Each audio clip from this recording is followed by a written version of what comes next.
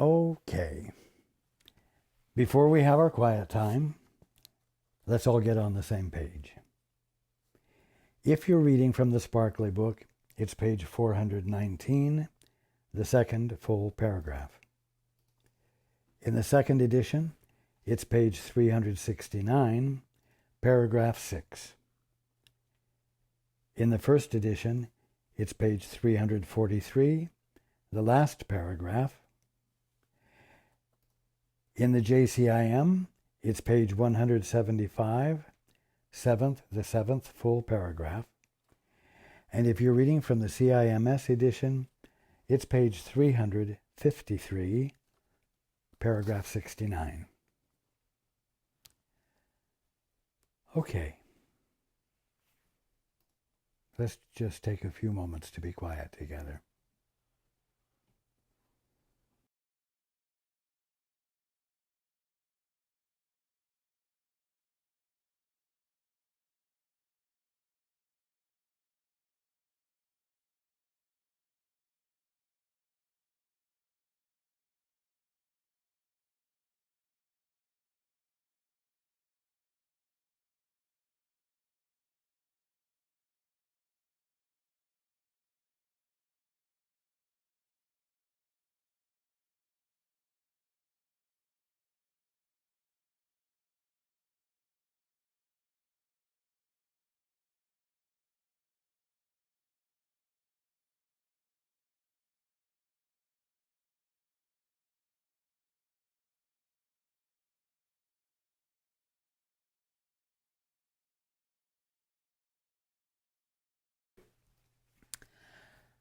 Good evening. And welcome to everyone who's joining us on the internet.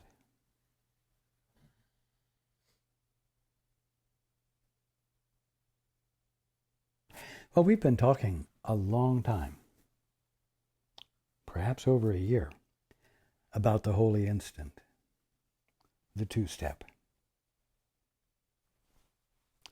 The holy instant, the practice of the holy instant is where you shut up your own thinking, your own private thoughts, and you turn your attention to the Father or the Holy Spirit to ask what is the truth here, to step outside of your best judgments, your best thinking, your best logic, and your supposed capacity to be able to authorize meanings. And in making that request, that invitation to joining with the Father in the silence, experiencing the influx of the Father's perspective, either directly from the Father or through the Holy Spirit, whose function it is to reveal to you the Father's perspective as yours. So we've been talking about joining and being unjoined for a long time. Now we're talking about faith and faithlessness. And it's bringing into clearer perspective what the holy instant is. It's bringing into clearer perspective what the difference is between you, the Holy Son of God that you are, and the you that got a divorce from your father and have existed for a very long time as an orphan. So we're at a point now where being an orphan or being the Holy Son of God that you truly are can be seen to be the equivalent of faithlessness and faith. You know, we've used a lot of words, but it's simple. It boils down to two things, faith or faithlessness. Faith, we have found, means you being joined with the Father, or you being joined with the Holy Spirit in an act of compliance, of yielding to the Holy Spirit. Why? Because it's nothing more than your right mind, the purpose of which is to reveal to you your birthright, to have the perspective of the Father as your perspective with nothing interfering with it. So it's becoming simple. Faithlessness is when you choose to operate as though you're an independent agent, where you never check in with the Holy Spirit. You never check in with the Father. You just do the best you can to get through your day and perhaps learn a little bit better how to manipulate your brothers and sisters so that tomorrow might be more pleasant for you, even if it's less pleasant for your brothers and sisters. So it's becoming very simple and very easy to understand. Now, you might say this holy instant stuff, to engage in faith is something you don't have a lot of time for because you must cope with your days on the same old basis that you always have. Yes, you can conceive of engaging in the holy instant now and then throughout the day. But you know what?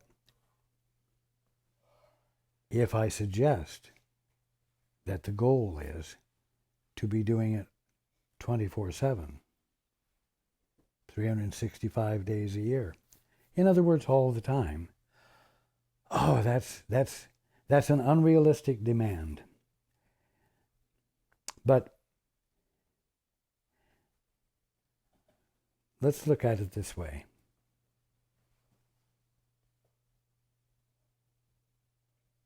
It's not really doing something unnatural. And so there's truly a benefit to it. But imagine that you get on the plane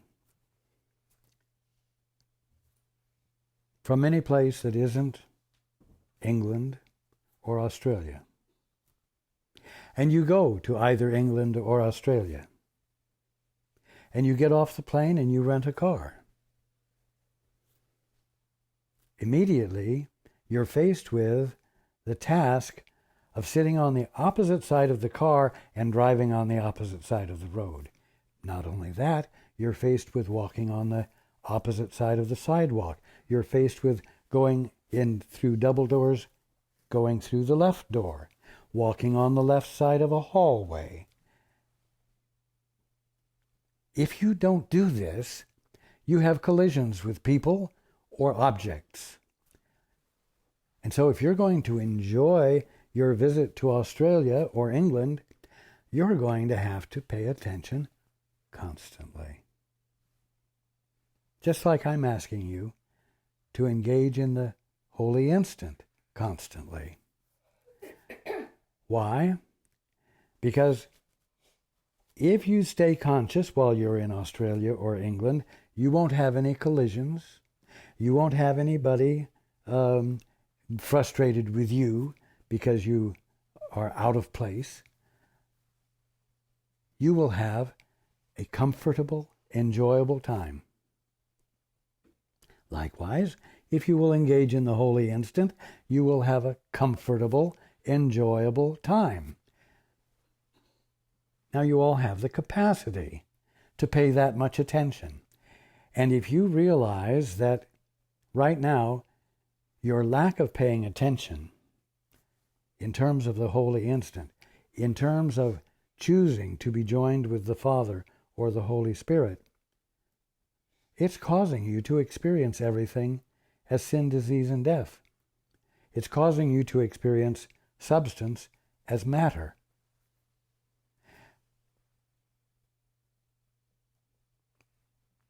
Vulnerable, undependable, unstable matter. But that's only if you're choosing to be an orphan. That's only if you're depending upon your own best judgments. It's only if you're choosing to ignore your source. Only if you are choosing to ignore your right mind, your sanity. So, just as not paying attention while you're driving from the opposite side of the car from the opposite side of the car on the opposite side of the street, because not paying attention while you're doing that can cause your death, and therefore it is justifiable to pay attention. Likewise, if you're choosing to practice faithlessness, if you're choosing to be in the world on the basis of the definitions you are giving to it, you're likewise faced with the potential, the inevitability of death, aren't you? So the payoff is great if you're willing to practice the holy instant, you see. And the negative side is so negative that there's really no reason not to try to consistently, persistently choose for the holy instant. Engage in faith. Intend to constantly be in the world with your Father or the Holy Spirit. I was going to say holding your hand, but it's with you holding the Father's hand or the Holy Spirit's hand. It's you hanging on to your sanity. So you can see, we're talking about actually changing. We're talking about behaving differently. You get off the plane in Australia or England, and you must behave differently in very fundamental ways. Students of A Course in Miracles are faced with having to change the way they behave. And, as we've been reading here, it has to do with changing from faithlessness to faith. Changing from the practice of independence to the practice of joining and being united with your Father, your right mind, the Holy Spirit. You see? Really doing something different. The problem all of you have right now is that you think you have an option. You think because you're in the United States, you don't have to pay attention because you already know how to drive on the right side of the road and walk on the right side of the sidewalk and the right side of the hallway and so on. And so, because you know how to practice faithlessness, because you know how to be an orphan, you think you have the choice of continuing or engaging in the effort of shifting to faith, or getting off the plane in Australia or England and with careful attention yielding to the way things work there. You see? So we're talking about change. And as I said, the big problem you have is that you think you have an option. So you say, I'll do the hard work tomorrow. Today I'll use the means that I used yesterday. And so you stay in faithlessness. And you are absent from your experience, the experience of faith the experience of the holy instant in which the laws of God prevail.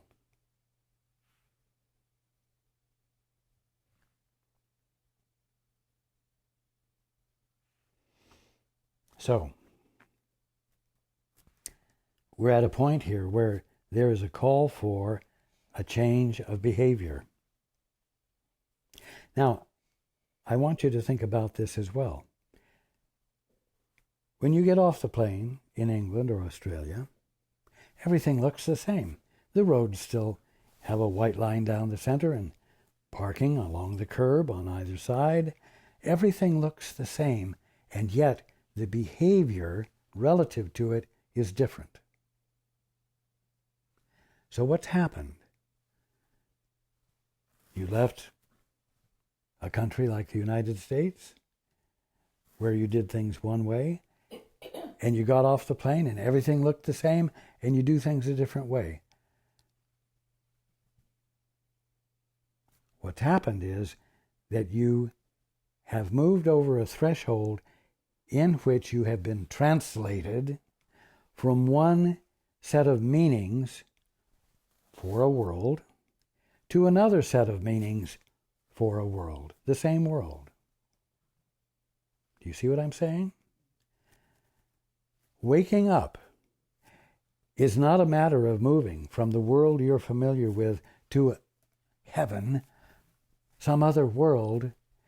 It will be the same world that you're experiencing as an independent authorizer, as an orphan, as one practicing faithlessness,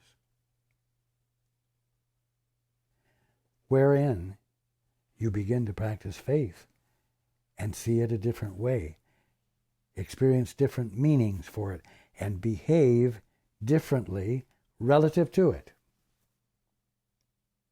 This is important. Translating is much easier than trying to become a different person, or a different kind of soul, or an awakened being as opposed to an ignorant mortal.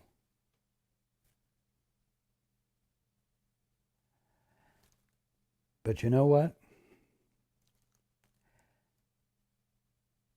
You've got to make this trip from, we'll say, the US or Europe to England or Australia. You've got to make this trip without the apparent demand to change that you find if you actually go to England or Australia. And so you're going to have to learn in the United States, we'll say, or Europe, how to be as though you are the Son of God when you still think you're a mortal, without the constant reminder of everyone around you who are behaving as though they are the Holy Son or Daughter of God. So you will not have the reinforcement that makes it seem more imperative to you to change, to actually begin to mentally behave differently and physically behave differently. But that's what it's called for. And as we continue into the book tonight talking about relationships, because relationships are where faith and faithlessness are practiced, I'm going to approach it a little bit differently than it is in the course, for two reasons. You need the perspective that I'm going to be sharing, and you will be able to transfer the perspective to full-on relationships with others. Now,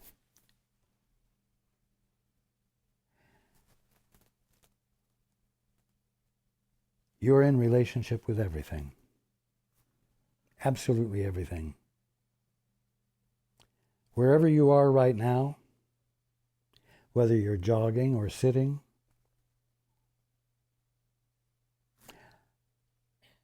you are in relationship with everything in your environment. Even if you don't know all of what is there, you are in relationship to it.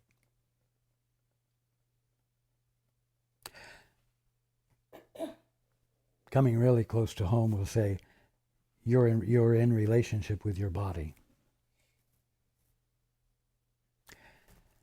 So, we read last week that the goal of holiness was set for your relationship.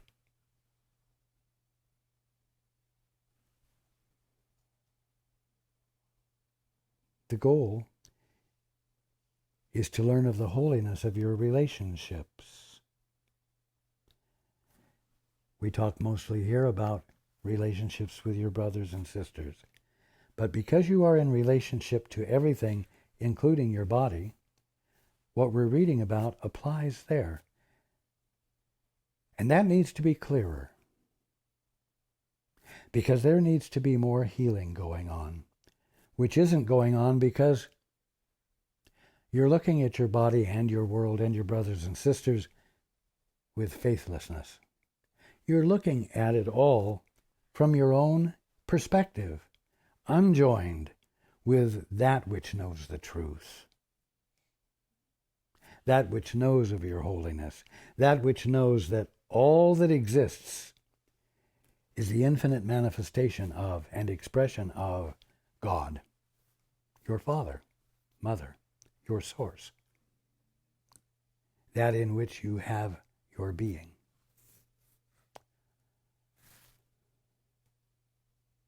Now, I'm going to back up to the beginning of the last paragraph that we read last week. Every situation in which you find yourself is but a means to meet the purpose set for your relationship. Well, who's setting the purpose for the relationship? If it's you practicing faithlessness. It's you acting independent of your source. It's you behaving as though you can function without being plugged in.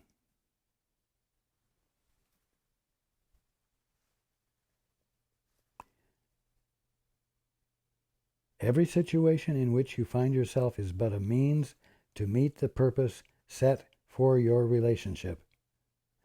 The purpose set for your relationship is for you to experience it from faith, in faith, through faith. Meaning, not confidence you have in the thing you're in relationship with, but in that state of mind which does not see itself or experience itself as separate from its source, separate from the Father, separate from the Holy Spirit.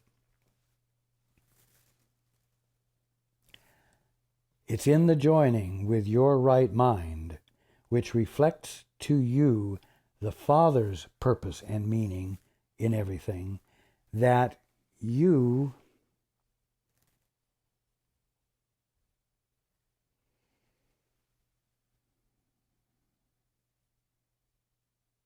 from faith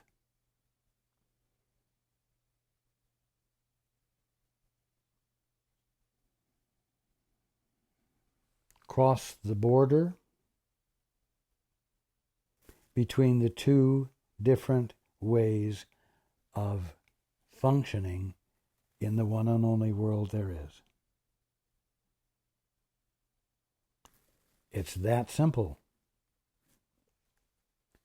Now,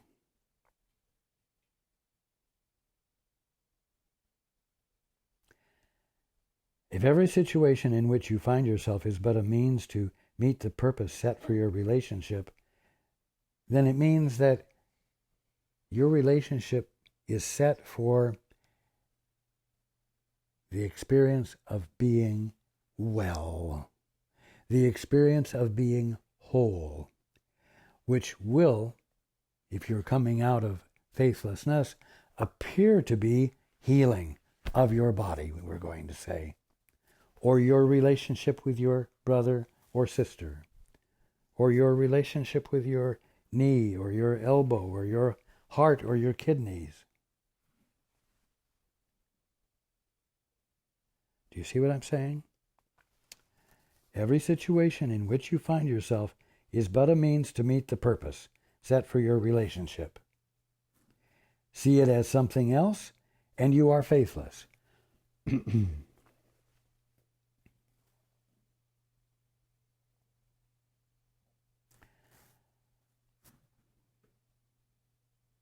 land in Australia, you rent a car, you drive off. If you see the right-hand lane as anything other than the place for traffic coming from the opposite direction, if you see it as the lane for you to be moving forward in, you are in effect practicing faithlessness. You're refusing to be conscious, and you're going to have an experience to bring your attention to reality, to the way things work there.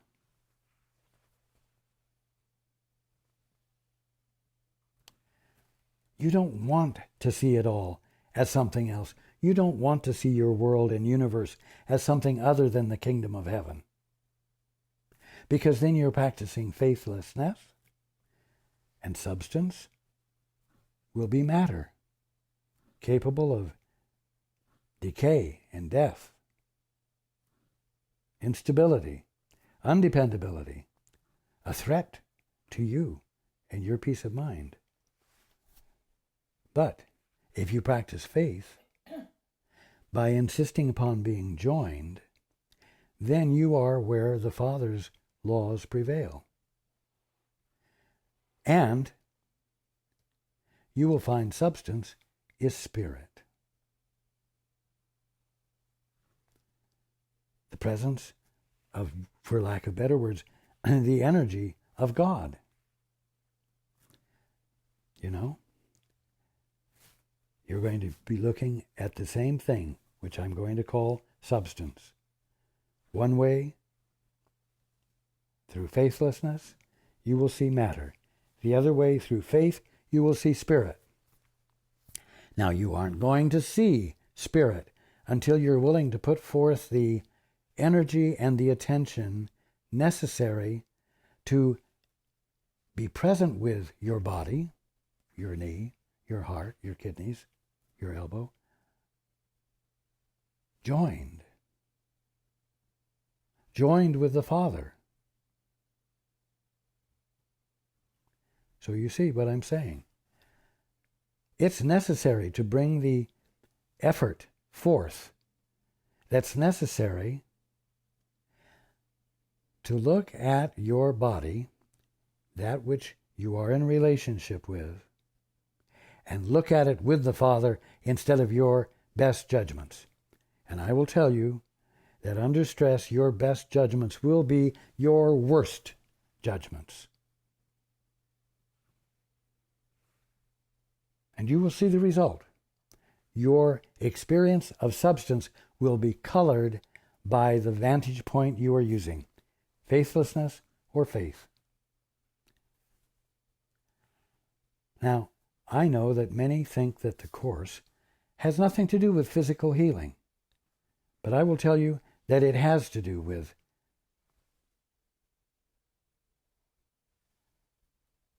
your letting your mind be so filled with the truth revealed by the Holy Spirit that your perspective shifts, your attitudes change, the fear you had of substance when you thought it was matter will give place to peace as a result of joining and being in faith. And you will experience spirit, which is incapable of being flawed, injured, threatened, vulnerable. Please, do not misunderstand or mistake this, and do not fall back into the lazy attitude that the Course in Miracles has nothing to do with healing.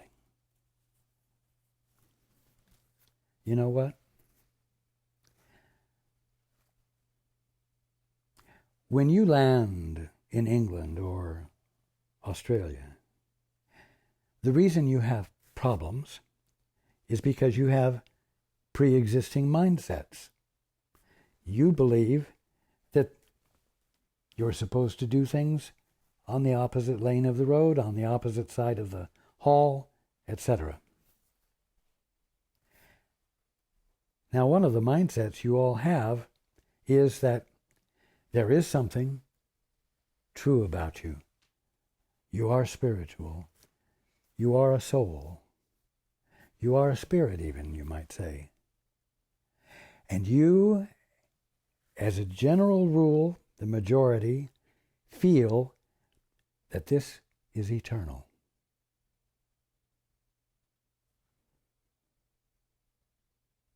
But your body?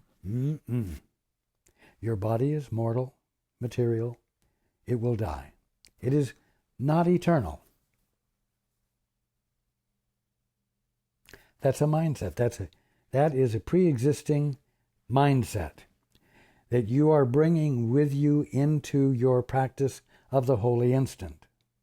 And you must understand that in the practice of the holy instant, you can't continue to embrace that mindset, because that mindset creates a relationship between you and your body as though they're separate, they're not identical, and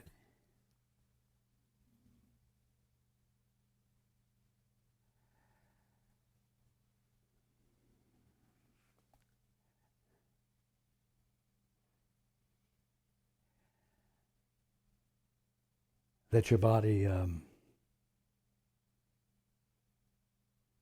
really can't do anything other than grow up, grow old, grow unwell, sicken, and die.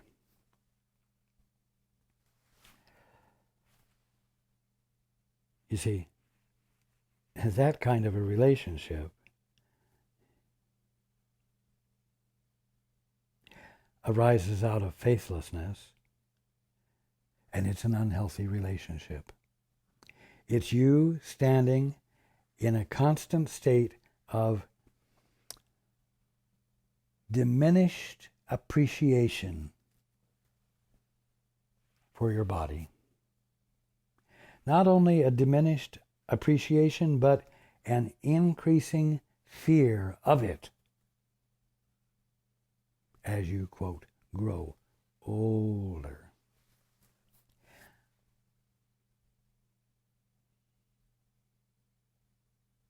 Your body, as I've said before, is the visibility and tangibility of your individuality. Your individuality is God-derived.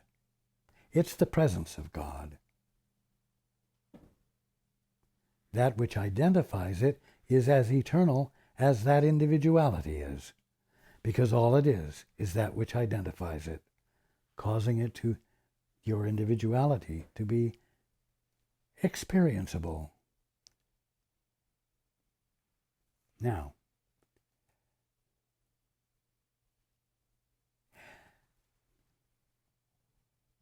as you cross the border from faithlessness to faith, part of the alertness, part of the attentiveness has to be given to your inclination to shift back to the familiar.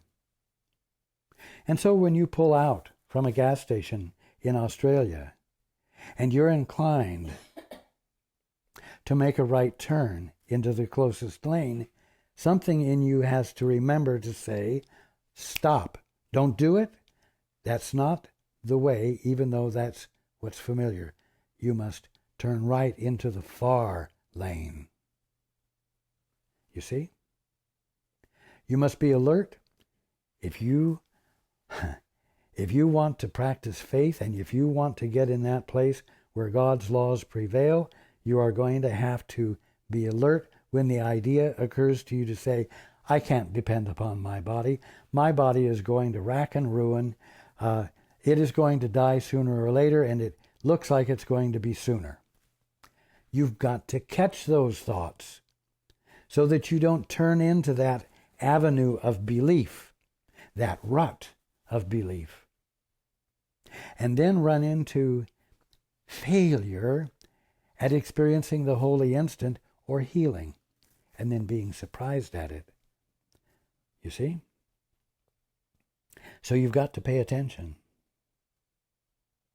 And when you begin to doubt your body, when you begin to think that healing is impossible, or it's unreasonable to expect, you've got to say, within, that's bullshit. I do not accept that.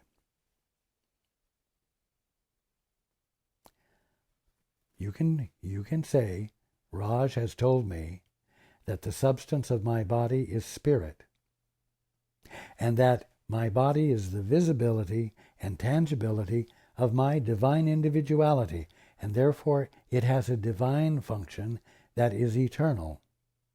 And so I am going to refuse to engage further in the thoughts that create great fear in me, even though I'm familiar with them and everyone around me is familiar with them, and reinforce them. You see? You've got to do something different. That's what it's about. And you've got to be careful not to carry the old ruts forward, or to try to. Okay. The goal of illusion is as closely tied to faithlessness, being unjoined. That's what faithlessness means. Faithlessness means the goal of illusion is as closely tied to faithlessness as what? Faith to truth. Now, when you read a sentence like this, it sounds as though the real subject is the goal of illusion is as closely tied to faithlessness. Wow. As faith to truth, as faith to truth. 4 words. But when you read a sentence like that, take a look at it. Because it is saying that faith is closely tied to truth. Faith, engaging in being joined with the Father or the Holy Spirit, is closely tied to truth. That's why it says that when you practice the holy instant, God's laws prevail. That's where God's laws prevail. Because faith is closely tied to truth.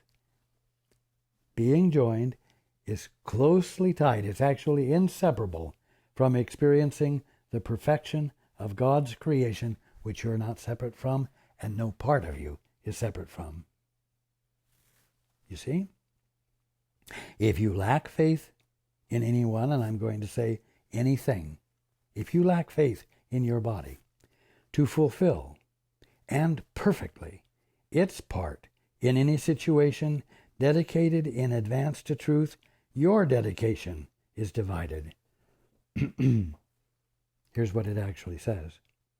If you lack faith in any one to fulfill and perfectly his part in any situation dedicated in advance to truth, your dedication is divided.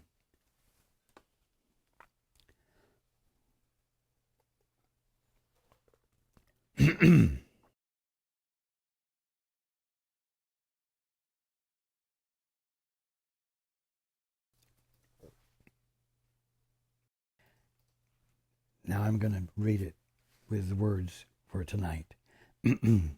If you lack faith in your body to fulfill, and perfectly, its part in any situation dedicated in advance to truth, your dedication is divided. Well, I'll tell you something. Your body, being the visibility and tangibility of your individuality, has a dedication from day one, from the moment of creation. It has a dedication to truth. It is here with the intent and the capacity to identify you perfectly. Period. That is its function. Its function is to identify the presence of God perfectly. Now, If you lack faith in it to fill its part, your dedication is divided. You see? So, if your knee or elbow or heart or kidneys or any other part of your body seems to be giving you a problem, you better check to see whether your dedication is divided. What are you bringing to the relationship? Oh, well, it's just a physical body, and in a few years it'll die, and my spirit will go on. Blah blah blah. Man, that's a great way to miss out on the fullness of life now. That will always be the fullness of life if you practice faith. And so, you have been faithless to each other and used your faithlessness against each other.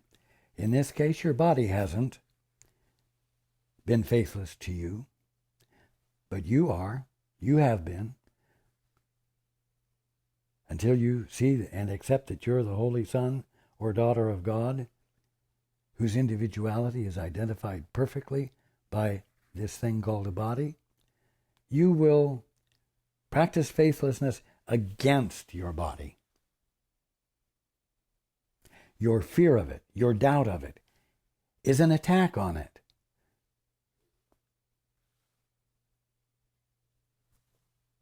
Now, the simple fact is that it can't change.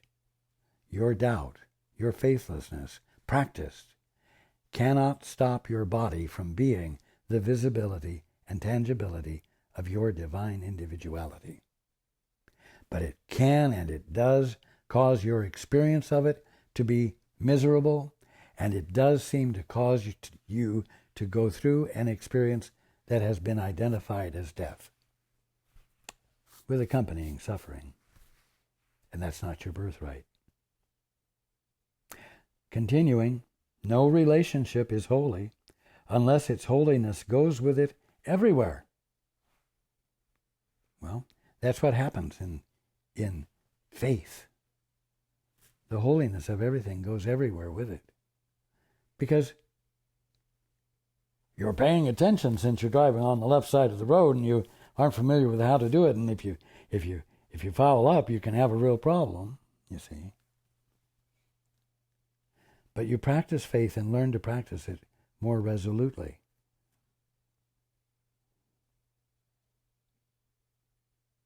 And the holiness of its relationship goes with it everywhere.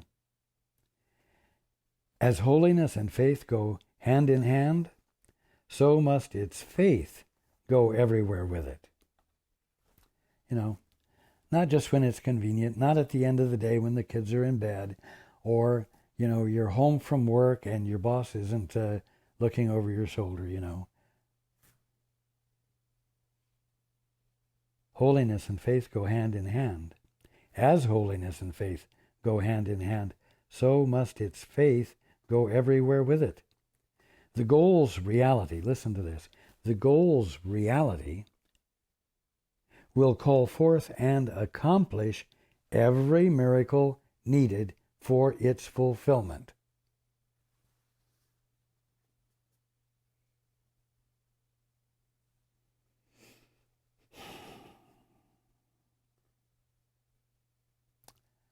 The way things work governs. And when you're not fighting the way things work, the way things work will call forth and accomplish every miracle needed for its fulfillment. Kidneys functioning. Elbow healed. Heart problems gone. Knee problems gone. The goal's reality, not the one you set up, but the goal set in place by the Father, will call forth and accomplish. This is an absolute statement here. Will call forth and accomplish every miracle needed for its fulfillment. The fulfillment of what? The goal's reality. The Father's will. That's what it means. Nothing too small or too enormous, too weak or too compelling, but will be gently turned to its use and purpose.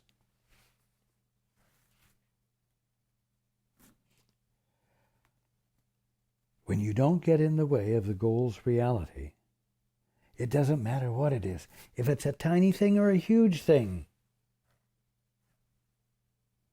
it will be gently turned to its use, the use of reality. The use and purpose of God's will.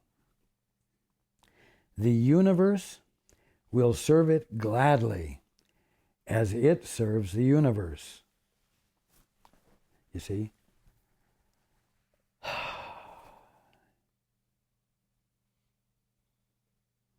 This isn't a promise. This is a statement of fact. It's a statement of fact that governs you constantly. Again, the universe will serve it gladly as it serves the universe. But do not interfere. That's what it says right here. The universe will serve it gladly as it serves the universe, but do not interfere. How can you interfere? By slipping back into faithlessness. And again, it doesn't mean you're not having faith, you're practicing faithlessness. No, it means that you've slipped back into faithlessness, which means you've slipped back into doing your own thinking. You've slipped back into an independent rut that you're familiar with. And you're going to try and deal with life from that independent place where you refuse to be joined. You refuse to take the time to be joined, which constitutes faith and places you in that place where God's laws prevail. You see, it's really simple and it's really clear. It's getting simpler. The truth is becoming more compelling.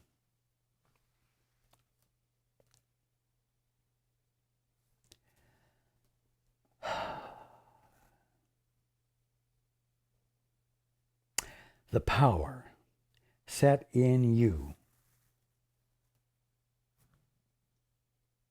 in whom the Holy Spirit's goal has been established, is so far beyond your little conception of the infinite that you have no idea how great the strength that goes with you. And you can use this in perfect safety.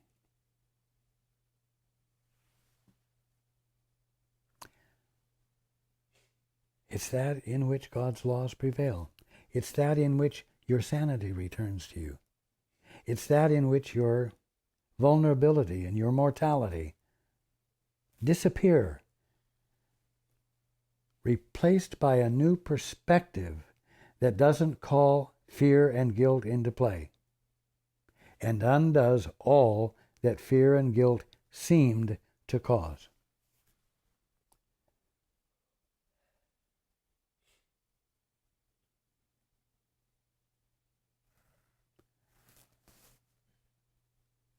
I'm going to read this again. The power set in you, in whom the Holy Spirit's goal has been established,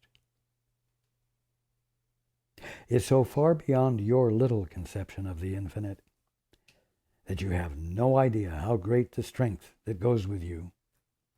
And you can use this in perfect safety.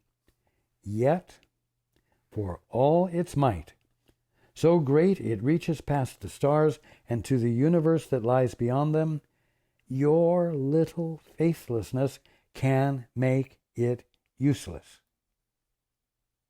if you would use the faithlessness instead.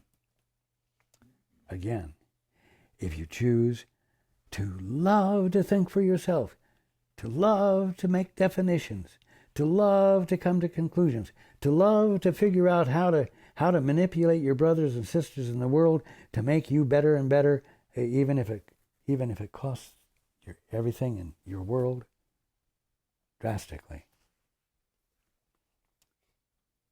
Yet for all its might, so great it reaches past the stars and to the universe that lies beyond them, your little faithlessness can make it useless if you would use the faithlessness instead.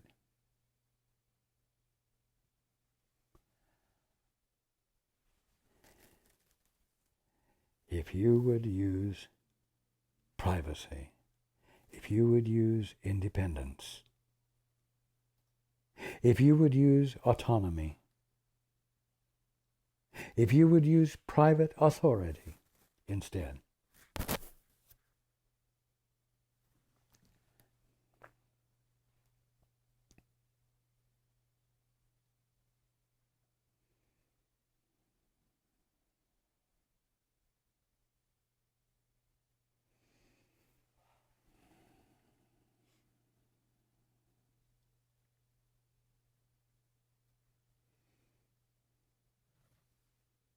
it's clear, isn't it?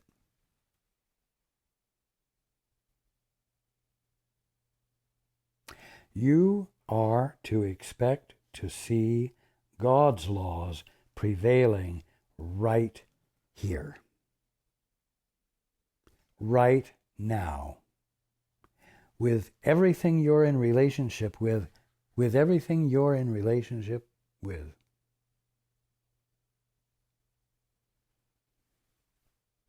Including your body. And the holiness of your relationship is what you are destined to wake up to, and what you are called upon to let in, and which you are to prepare your mind to experience by refusing to practice the habits of faithlessness that keep you bound.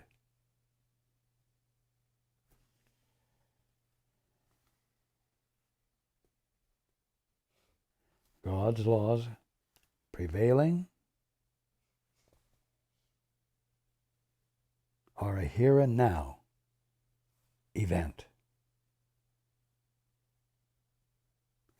which you must all stop refusing to let in by consciously and conscientiously giving your attention elsewhere.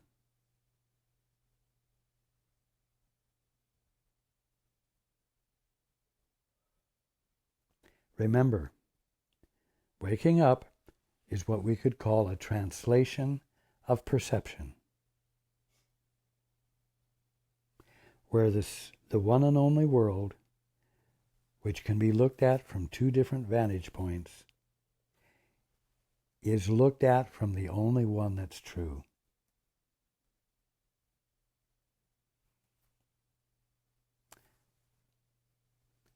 The lens of faith, and the absence of faithlessness.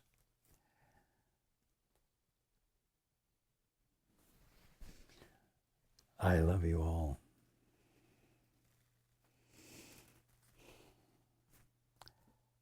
Let it be a good week. Because it will be, whether you let it in or not.